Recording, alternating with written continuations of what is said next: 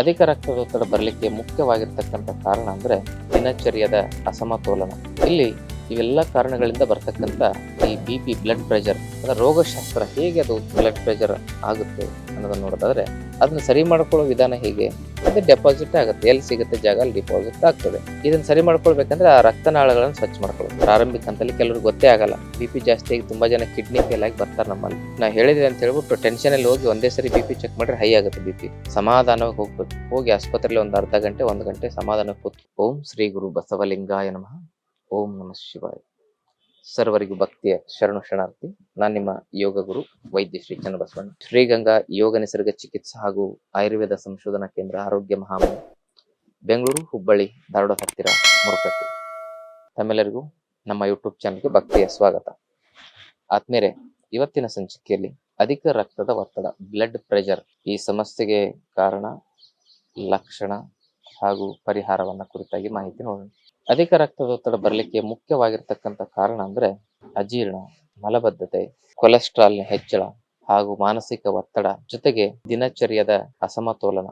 ಇಲ್ಲಿ ಇವೆಲ್ಲ ಕಾರಣಗಳಿಂದ ಬರ್ತಕ್ಕಂಥ ಈ BP ಬ್ಲಡ್ ಪ್ರೆಷರ್ ಅದರ ರೋಗಶಾಸ್ತ್ರ ಹೇಗೆ ಅದು ಬ್ಲಡ್ ಪ್ರೆಷರ್ ಆಗುತ್ತೆ ಅನ್ನೋದನ್ನ ನೋಡೋದಾದ್ರೆ, ನಾವು ನಮ್ಮ ರಕ್ತನಾಳಗಳಿರ್ತಾವಲ್ಲ ಶರೀರದ ಒಳಗಡೆ, ಆ ರಕ್ತನಾಳಗಳ ಒಳಗಡೆ ಕೊಲೆಸ್ಟ್ರಾಲು, ಟ್ರೈಗ್ಲಿಸರೈಡು, LDL, VLDL ಅಂತ ಕೆಟ್ಟ ಅಂಶ ಸಂಗ್ರಹಣೆ ಆಗ್ತದೆ.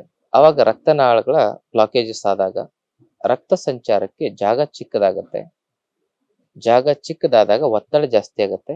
ಅದನ್ನೇ ರಕ್ತದ ಒತ್ತಡ, ಬ್ಲಡ್ ಪ್ರೆಷರ್ ಅಂತ ಕರೀತಾರೆ. ಹಾಗಿದ್ರೆ ಅದನ್ನ ಸರಿ ಮಾಡ್ಕೊಳ್ಳೋ ವಿಧಾನ ಹೇಗೆ? ಕಾರಣಗಳನ್ನ ನೋಡಿದ್ವಿ, ಆಮೇಲೆ ರೋಗಶಾಸ್ತ್ರವನ್ನು ನೋಡಿದ್ವಿ. ಅದನ್ನ ಸರಿ ಮಾಡ್ಕೋಬೇಕಂದ್ರೆ ಯಾಕೆ ಹಿಂಗ್ ಬ್ಲಾಕೇಜ್ ಆಗುತ್ತೆ ಅಂದ್ರೆ ತಪ್ಪು ಆಹಾರ ಕ್ರಮದಿಂದ, ಆಮೇಲೆ ತಪ್ಪು ಜೀವನ ಕ್ರಮದಿಂದ, ದುಶ್ಚಟಗಳಿಂದ, ಇದರಿಂದನೇ ಕೊಲೆಸ್ಟ್ರಾಲ್, ಟ್ರೈಗ್ಲಿಸರೈಡ್ ಆಗೋದು. ಅದು ಡೆಪಾಸಿಟ್ ಆಗುತ್ತೆ. ಎಲ್ಲಿ ಸಿಗುತ್ತೆ ಜಾಗ ಅಲ್ಲಿ ಡಿಪಾಸಿಟ್ ಆಗ್ತದೆ. ಹಾಗೆ ಇದನ್ನ ಸರಿ ಮಾಡ್ಕೊಳ್ಬೇಕಂದ್ರೆ ಆ ರಕ್ತನಾಳಗಳನ್ನು ಸ್ವಚ್ಛ ಮಾಡ್ಕೊಳ್ಳೋದು. ಆ ರಕ್ತನಾಳಗಳನ್ನ ಸ್ವಚ್ಛ ಮಾಡ್ಕೊಳ್ಬೇಕಂದ್ರೆ ನಾವೇನ್ ತಪ್ಪು ಮಾಡಿದ್ವಲ್ಲ, ಬೆಳಗ್ಗೆ ಎದ್ದ ತಕ್ಷಣ ಟೀ ಕಾಫಿ ಕುಡಿಯೋದನ್ನ ಕಲ್ತಿದ್ದೇವೆ, ಅವೆಲ್ಲ ಬಿಡಬೇಕು. ದುಶ್ಚಟಗಳನ್ನು ಬಿಡಬೇಕು. ಹಾಗೆ ಸೊಪ್ಪು, ತರಕಾರಿ, ಹಣ್ಣುಗಳ ಸೇವನೆಯನ್ನು ಯಥೇಚ್ಛ ಮಾಡಬೇಕು. ಅದರಲ್ಲಿರ್ತಕ್ಕಂಥ ನೈಟ್ರಿಕ್ ಆಕ್ಸೈಡ್ ಆಗಿರ್ಬೋದು, ಅದರಲ್ಲಿರ್ತಕ್ಕಂಥ ಆಂಟಿ ಆಕ್ಸಿಡೆಂಟ್ ಆಗಿರ್ಬೋದು, ಅದರಲ್ಲಿರ್ತಕ್ಕಂಥ ಮಿನರಲ್ಸ್, ಪ್ರೋಟೀನ್, ವಿಟಮಿನ್ಸ್ಗಳಾಗಿರ್ಬೋದು, ಶರೀರಕ್ಕೆ ಪೋಷಣೆಯನ್ನು ಒದಗಿಸೋದಷ್ಟೇ ಅಲ್ಲದೆ ಆ ಒಂದು ರಕ್ತನಾಳಗಳೆಲ್ಲ ಆಗಿರುವ ಬ್ಲಾಕೇಜಸ್ ಅನ್ನ ಶುದ್ಧೀಕರಣ ಮಾಡುವ, ಆ ರಕ್ತನಾಳಗಳ ಬ್ಲಾಕೇಜಸ್ ಅನ್ನ ಸರಿಪಡಿಸುವ ಕೆಲಸವನ್ನು ಮಾಡ್ತಾರೆ ಅಂತ ಒಂದು ತರಕಾರಿ ಜ್ಯೂಸ್ಗಳನ್ನು ಕೂಡ ನಾವು ಹೇಳ್ತೇವೆ, ಕಷಾಯಗಳನ್ನ ಹೇಳ್ತೇವೆ. ಅವುಗಳನ್ನ ಸಮರ್ಪಕವಾಗಿ ನೀವು ಬಳಸಿದ್ರೆ BP ಇಂದ ನೀವು ಮುಕ್ತರಾಗಿ ಬದುಕಬಹುದು. ಈ BP ಸಮಸ್ಯೆ ಲಕ್ಷಣ ಹೇಗಿರ್ತಾವಂದ್ರೆ ಪ್ರಾರಂಭಿಕ ಹಂತದಲ್ಲಿ ಕೆಲವ್ರಿಗೆ ಗೊತ್ತೇ ಆಗಲ್ಲ. BP ಜಾಸ್ತಿ ಆಗಿ ತುಂಬಾ ಜನ ಕಿಡ್ನಿ ಫೇಲ್ ಆಗಿ ಬರ್ತಾರೆ ನಮ್ಮಲ್ಲಿ. ಹಾರ್ಟ್ ಅಟ್ಯಾಕ್ ಆಗಿ ಕೆಲವು ಜನ ಸತ್ತೇ ಹೋಗ್ತಾರೆ. ಈಗ BP ಲಕ್ಷಣಗಳನ್ನ ಸರಿಯಾಗಿ ಗಮನಿಸ್ತಾ ಇರೋದಿಲ್ಲ. BP ಬಂದೆ ಅಂದ್ರೆ ಹಲವಾರು ಲಕ್ಷಣಗಳನ್ನು ತೋರಿಸುತ್ತೆ. ವಿಪರೀತವಾಗಿ ತಲೆ ಸುತ್ತು, ತಲೆ ನೋವು, ಆಮೇಲೆ ಸುಸ್ತು, ನಿಶಕ್ತಿ, ಅದರ ಜೊತೆಗೆ ಹೃದಯ ಬಡಿತ ಹೆಚ್ಚಾಗ್ತಕ್ಕಂಥದ್ದು, ಕೈಕಾಲು ಜೋಮ್ ಹಿಡಿತಕ್ಕಂಥದ್ದು. ಆಮೇಲೆ BP ಲಕ್ಷಣ ಅಂತ ಹೇಳಿದ್ರೆ ಏನಾಗುತ್ತೆ ಅಂತ ಹೇಳಿದ್ರೆ ಶರೀರದ ಒಳಗಡೆ ತುಂಬಾ ಸ್ಟಿಫ್ನೆಸ್, ಒತ್ತಡಗಳು, ಈ ತರದೆಲ್ಲ ಲಕ್ಷಣಗಳು, ಹುಳಿ ತೇಗು ಜಾಸ್ತಿ ಆಗ್ತಕ್ಕಂಥದ್ದು, ವಾಂತಿ ಬಂದಂಗ ಆಗೋದು, ಇವೆಲ್ಲ BP ಲಕ್ಷಣಗಳು. ಇದು ಸಾಮಾನ್ಯ ಬೇರೆ ಸಮಸ್ಯೆಯ ಕಾರಣದಿಂದನೂ ಈ ಲಕ್ಷಣಗಳು ಬಂದಿರಬಹುದು, ಅಥವಾ BP ಲಕ್ಷಣನೂ ಆಗಿರ್ಬೋದು. ಇದನ್ನ ಪತ್ತೆ ಹಚ್ಚಬೇಕಾದ್ರೆ ಒಂದ್ಸರಿ BP ಪರೀಕ್ಷೆ ಮಾಡಿಸ್ಕೊಂಡ್ಬಿಡೋದು. BP ಪರೀಕ್ಷೆ ಮಾಡಿಸ್ಕೊಳ್ಳೋದು ಹೇಗೆ ಅಂದ್ರೆ, ಇಷ್ಟು ನಾ ಹೇಳಿದೆ ಅಂತ ಹೇಳ್ಬಿಟ್ಟು ಟೆನ್ಷನ್ ಅಲ್ಲಿ ಹೋಗಿ ಒಂದೇ ಸರಿ BP ಚೆಕ್ ಮಾಡ್ರೆ ಹೈ ಆಗುತ್ತೆ. BP ಸಮಾಧಾನವಾಗಿ ಹೋಗ್ಬೇಕು. ಹೋಗಿ ಆಸ್ಪತ್ರೆಯಲ್ಲಿ ಒಂದು ಅರ್ಧ ಗಂಟೆ 1 ಗಂಟೆ ಸಮಾಧಾನಕ್ಕೆ ಕುತ್ಕೊಂಡು ಆಮೇಲೆ BP ಚೆಕ್ ಮಾಡಿಸ್ಬೇಕು. ಬಹಳ ಜನ ಏನ್ ಮಾಡ್ತಾರೆ, ಆಸ್ಪತ್ರೆಗೆ ಟೆನ್ಷನ್ ಹೋಗ್ತಾರೆ, ಡಾಕ್ಟರ್ ಮಕ್ಕ ನೋಡಿದಾಗ ಇನ್ನೂ ಟೆನ್ಷನ್ ಆಗುತ್ತೆ. ಆ BP ಚೆಕ್ ಮಾಡ್ಬೇಕಾದ್ರೆ ಡಾಕ್ಟ್ರು, ಆಸ್ಪತ್ರೆ ಇವೆಲ್ಲ ಸೇರಿ ಆ ಟೆನ್ಷನ್ ಅಲ್ಲಿ ಏನಾಗುತ್ತೆ, BP ಜಾಸ್ತಿ ತೋರಿಸುತ್ತೆ. ಮತ್ತೆ ಡೋಸೇಜ್ ಜಾಸ್ತಿ ಮಾಡಿದಾಗ ಇನ್ನೂ ಅದರಿಂದ ಸೈಡ್ ಎಫೆಕ್ಟ್ ಆಗ್ತದೆ. ಅದಕ್ಕಾಗಿ ಸಮಾಧಾನವಾಗಿರ್ಬೇಕು. BP ಬಂದ್ರು ಸಮಾಧಾನವಾಗಿ ಚೆಕ್ ಮಾಡಿಸ್ಕೊಂಡು, ಅಕಸ್ಮಾತ್ ಇದೆ ಅಂದ್ರು ಅದನ್ನ ಸರಿಪಡಿಸ್ಕೊಳ್ಳೋ ಪ್ರಯತ್ನ ಮಾಡಿದ್ರೆ ಸರಿ ಆಗ್ತದೆ.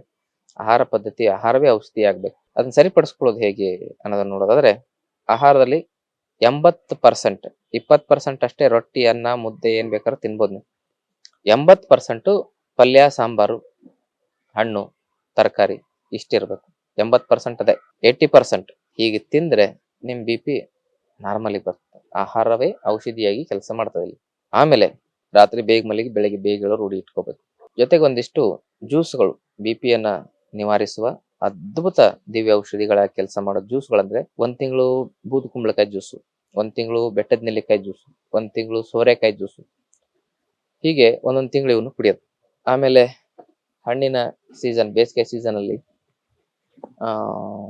ಏನು ಮಾಡ್ಬೋದು, ದಾಳಿಂಬೆ ಜ್ಯೂಸು, ಕಲ್ಲಂಗಡಿ ಜ್ಯೂಸು, ಪಪ್ಪಾಯ ಜ್ಯೂಸು, ಇವೆಲ್ಲ ಜ್ಯೂಸ್ಗಳನ್ನು ಸೇವನೆ ಮಾಡ್ಬೋದು. ಜೊತೆಗೆ ಕೆಲವು ಜನರಿಗೆ ಜ್ಯೂಸ್ ಕುಡಿದಾಗ ಶೀತ ಆಗೋ ಚಾನ್ಸಸ್ ಇರ್ತದೆ, ಕೋಲ್ಡ್ ಪ್ರಕೃತಿ ಇರ್ತಕ್ಕಂಥವ್ರಿಗೆ.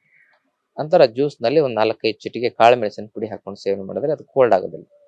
ಹೆಚ್ಚಾಗಿ ಬೂದು ಕುಂಬಳಕಾಯಿ ಜ್ಯೂಸು ಕೋಲ್ಡ್ ಆಗೋ ಚಾನ್ಸಸ್ ಜಾಸ್ತಿ ಇರುತ್ತೆ. ಜೊತೆಗೆ ರುಚಿಗೆ ಸ್ವಲ್ಪ ಸೈಂಧವ ಲವಣವನ್ನು ಹಾಕೋಬಹುದು. ನಿಂಬೆಹಣ್ಣಿನ ರಸವನ್ನು ಕೂಡ ಸ್ವಲ್ಪ ಮಿಶ್ರಣ ಮಾಡ್ಕೋಬಹುದು ತರಕಾರಿ ಜ್ಯೂಸ್ನಲ್ಲಿ. ಹಣ್ಣಿನ ಜ್ಯೂಸ್ ಅದರ ರುಚಿ ಇರ್ತದೆ, ಕುಡಿಬಹುದು ಆರಾಮಾಗಿ. ಹೀಗೆ ಒಂದು ಮಾಡ್ತಾ ಹೋದ್ರೆ ನಮ್ಮ ಒಂದು BP ಸಮಸ್ಯೆಯಿಂದ ಹೊರಗಡೆ ಬರ್ಬೋದು. ಒಂದೊಂದು ತಿಂಗಳು ಒಂದೊಂದು ಜ್ಯೂಸ್. ಅದರ ಜೊತೆಗೆ ನಾವು ಕಷಾಯ ಹೇಳ್ತೇವೆ ಒಂದಿಷ್ಟು. ಅದೇನೆಂದ್ರೆ ಒಂದು 100 ಗ್ರಾಮ್ ಜೀರಿಗೆ, 100 ಗ್ರಾಮು ಓಂಕಾಳು, 100 ಗ್ರಾಮು ಧನಿಯಾ, 100 ಗ್ರಾಮ್ ಒಣಶುಂಠಿ, ಆಮೇಲೆ 100 ಗ್ರಾಮು ಈ ಏನಂತ ಹೇಳ್ತಾರೆ ಅಂದ್ರೆ ಬಿಲ್ಪತ್ರೆಯ ಎಲೆಯ ಪುಡಿ 100 ಗ್ರಾಮ್, ಆಮೇಲೆ 100 ಗ್ರಾಮ್ನಷ್ಟು ಅಮೃತ ಬಳ್ಳಿ ಕಾಂಡದ ಪುಡಿ. ಇವೆಲ್ಲ ನಾ ಹೇಳಿರ್ತಕ್ಕಂಥ ಪದಾರ್ಥಗಳನ್ನು ಸೇರಿಸಿ ಎಲ್ಲ ಚೆನ್ನಾಗಿ ಪುಡಿ ಮಾಡಿ ಇಟ್ಕೊಳ್ಬೇಕು. ಆ ಪುಡಿಯನ್ನ ನಾವೇನ್ ಮಾಡ್ಬೇಕು, 1 ಚಮಚ ಹಾಕಿ 1 ಗ್ಲಾಸ್ ನೀರಲ್ಲಿ ಕುದಿಸಿ ಅದನ್ನ ಅರ್ಧ ಗ್ಲಾಸ್ ಇಳಿಸಿ, ಅದಕ್ಕೆ ಅರ್ಧ ಮಾಂಸ ಶೇಷ ಅಂತ ಕರೀತಾರೆ. ಇನ್ನೂ ಚೆನ್ನಾಗಿ ಎಫೆಕ್ಟಿವ್ ಆಗ್ಬೇಕಂದ್ರೆ 2 ಗ್ಲಾಸ್ ನೀರಲ್ಲಿ ಕುದಿಸಿ ಅರ್ಧ ಗ್ಲಾಸ್ ಇಳಿಸ್ಬೇಕು, ಅದನ್ನ ಚತುರ್ಮಾಂಸ ಶೇಷ ಅಂತ ಕರೀತಾರೆ. ಆಯ್ತಾ? 2 ಗ್ಲಾಸಲ್ಲಿ ಕುದಿಸಿ ಅರ್ಧ ಗ್ಲಾಸಿಗೆ ಅದ್ರ ಇಳಿಸಿ, ಅಥವಾ 1ರಿಂದ ಅರ್ಧ ಗ್ಲಾಸ್ ಇಳಿಸಿ ಅದನ್ನ ಸೋಸಿ ಅದನ್ನ ರಾತ್ರಿ ಆಹಾರದ ನಂತರ ಸೇವನೆ ಮಾಡಿ ಮಲ್ಕೊಳ್ಳೋದು. ಒಂದು 7 ಗಂಟೆ ಒಳಗಡೆ ಆಹಾರ ಸೇವನೆ ಮಾಡಬೇಕು. ಆಮೇಲೆ 7:30ಗೆ ಇದನ್ನ ಸೇವನೆ ಮಾಡ್ಬೇಕು ಕಷಾಯನ. ಅದನ್ನ ಸೇವನೆ ಮಾಡಿ ಒಂದು ಅರ್ಧ ಮುಕ್ಕ ಒಂದು 1 ಅವರ್ 2 ಅವರಲ್ಲಿ ಮಲ್ಕೋಬೇಕು. 9 ಗಂಟೆ 9:30ಗೆ ಮಲ್ಕೋಬಹುದು. ಹೀಗೆ ಮಲಗಿದ್ರೆ ನೀವು BP ಸಮಸ್ಯೆನ ಆದಷ್ಟು ಬೇಗ ಗುಣಪಡಿಸ್ಕೊಳ್ಬಹುದು. BPಗೆ ತೆಗೆದುಕೊಳ್ಳುವ ರಾಸಾಯನಿಕ ಔಷಧಿಗಳೇನಿದಾವಲ್ಲ, ಮೋಸ್ಟ್ ಡೇಂಜರ್. ಅದರಿಂದ ಸೈಡ್ ಎಫೆಕ್ಟ್ಗಳು ತುಂಬಾ ಇರ್ತವೆ. ಕಿಡ್ನಿ ಫೇಲ್ ಆಗೋದು, ಹಾರ್ಟ್ ಅಟ್ಯಾಕ್ ಆಗೋದು. ಯಾಕಂದ್ರೆ ಅಲ್ಲಿ ರಕ್ತನಾಳಗಳನ್ನು ಸ್ವಚ್ಛ ಮಾಡೋ ಔಷಧಿ ಇರೋದಿಲ್ಲ ಅವು. ನಮ್ಮ ಹೃದಯ ಬಡಿತವನ್ನು ಸ್ಲೋ ಮಾಡಿ ಬ್ಲಡ್ ಪ್ರೆಷರ್ ಸ್ಲೋ ಮಾಡ್ತಾರೆ. ಅಂದ್ರೆ ನಲ್ಲಿಲಿ ಏನಾದ್ರು ಕಟ್ಟಿದೆ ಅಂದ್ರೆ ನಲ್ಲಿ ಸ್ವಚ್ಛ ಮಾಡಂಗಿಲ್ಲ, ವಾಲ್ ಸ್ಲೋ ಮಾಡ್ದಂಗೆ. ಆಮೇಲೆ ರಾಸಾಯನಿಕ ಔಷಧಿಯಿಂದ ಇನ್ನೊಂದು ಏನ್ ಮಾಡ್ತಾರೆ ಅಂದ್ರೆ ಬ್ಲಡ್ ಥಿನ್ನರ್ ಕೊಡ್ತಾರೆ. ಅವಾಗ ಬ್ಲಡ್ ಕೆಮಿಸ್ಟ್ರಿನೇ ಕೆಟ್ಟ ಹೋಗುತ್ತೆ. ಅದರಿಂದ ಇನ್ನಷ್ಟು ತೊಂದರೆಗಳಾಗುವ ಚಾನ್ಸಸ್ಗಳಿರ್ತವೆ. ಅದಕ್ಕಾಗಿ ದಯವಿಟ್ಟು ನೀವೇನ್ ಮಾಡ್ಬೇಕು, ಆಹಾರದಿಂದ, ಮನೆಮದ್ದುಗಳಿಂದ, ಪ್ರಾಣಾಯಾಮದಿಂದ BPಯನ್ನ ನಿವಾರಣೆ ಮಾಡ್ಕೊಳ್ಳೋ ಪ್ರಯತ್ನ ಮಾಡ್ಬೇಕು. BP ನಿವಾರಣೆ ಮಾಡ್ತಕ್ಕಂಥ ಮುದ್ರೆಗಳಂದ್ರೆ ಹೃದಯ ಮುದ್ರೆ, ಹೆಬ್ಬೆರಳು, ತೋರು ಬೆರಳು, ಉಂಗುರ ಬೆರಳನ್ನು ಸ್ಪರ್ಶ ಮಾಡಿ, ಹೆಬ್ಬೆರಳು, ಉಂಗುರ ಬೆರಳು, ಮಧ್ಯದ ಬೆರಳನ್ನು ಸ್ಪರ್ಶ ಮಾಡಿ, ಆಮೇಲೆ ತೋರು ಬೆರಳನ್ನು ಈ ರೀತಿ ಮಡಚಿದಾಗ ಇದು ಹೃದಯ ಮುದ್ರೆ ಆಗುತ್ತೆ. ಈ ರೀತಿ ಕುತ್ಕೊಂಡು ಇದರಲ್ಲಿ ನಿಧಾನ ಕಪಾಲಭಾತಿ ಮಾಡೋದು. BP ಅವರು ಕಪಾಲಭಾತಿ ಮಾಡಬಾರ್ದು ಅಂತ ಹೇಳ್ತಾರೆ, ಆದ್ರೆ ಕಪಾಲಭಾತಿ ನಿಧಾನ ಮಾಡ್ಬೇಕು. ಅಂದ್ರೆ ಲಿವರ್ ಫಂಕ್ಷನ್ ಚೆನ್ನಾಗಾಗುತ್ತೆ. It is a metabolic disorder ಅಂತ ನಾವು ಕರಿತೇವೆ. ಅದಕ್ಕಾಗಿ ಇದನ್ನ ಕಪಾಲಭಾತಿ ನಿಧಾನ ಮಾಡ್ಬೇಕು. ಗುರುಗಳ ಮಾರ್ಗದರ್ಶನದಲ್ಲಿ ಮಾಡಿ. ನೀವಾಗಿ ನೀವೇ ಮಾಡಕ್ ಹೋಗ್ಬೇಡಿ. ಸರಿಯಾಗಿ ಮಾಡಿದ್ರೆ ಪ್ರಾಣಾಯಾಮ, ಸರಿ ತಪ್ಪಿದ್ರೆ ಪ್ರಾಣಾಯಾಮ. ಅದಕ್ಕೆ ಹೃದಯ ಮುದ್ರೆಯಲ್ಲಿ ಕಪಾಲಭಾತಿ ನಿಧಾನ ಮಾಡೋದು 5 ಸೆಕೆಂಡ್ಗೊಮ್ಮೆ. ಆಮೇಲೆ ಅನುಲೋಮ ವಿಲೋಮ ಮಾಡೋದು. ಅಪಾನ ಮುದ್ರೆಯಲ್ಲಿ ಅನುಲೋಮ ವಿಲೋಮ ಮಾಡಬಹುದು. ಆಮೇಲೆ ಹೃದಯ ಮುದ್ರೆ ಮತ್ತು ಅಪಾನ ಮುದ್ರೆಯಲ್ಲಿ ಕಪಾಲಭಾತಿಯನ್ನು ಮಾಡಬೇಕು. ಹೃದಯ ಮುದ್ರೆಯಲ್ಲಿ ಒಂದು 10 ನಿಮಿಷ ಕಪಾಲಭಾತಿ, ಅಪಾನ ಮುದ್ರೆಯಲ್ಲಿ ಒಂದು 10 ನಿಮಿಷ ಕಪಾಲಭಾತಿ. ಅನುಲೋಮ ವಿಲೋಮ ಹೃದಯ ಮುದ್ರೆಯಲ್ಲಿ ಒಂದು 15 ನಿಮಿಷ, ಅಪಾನ ಮುದ್ರೆಯಲ್ಲಿ ಒಂದು 10 ನಿಮಿಷ. ಆಮೇಲೆ ಕೊನೆಗೆ ಭ್ರಾಮರಿ ಪ್ರಾಣಾಯಾಮ ಅಂತ ಬರುತ್ತೆ.